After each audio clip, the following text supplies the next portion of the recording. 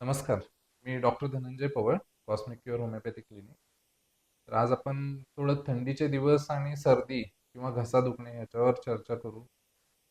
Actually ह्या 8 दिवसात बऱ्याच प्रमाणात थंडीचं प्रमाण खूपच वाढलेलं आहे. त्यामुळं सगळ्यात पहिले प्रिकॉशन घ्यायचं आहे ते तुम्हाला घशाचं घ्यायचं आहे. कारण की धुक्यात चालण्यामुळं किंवा गार खाण्यामुळं वगैरे किंवा तेलकट जरी खाल्लं ह्या दिवसात, तर पटकन तुमचा घसा बसू शकतो.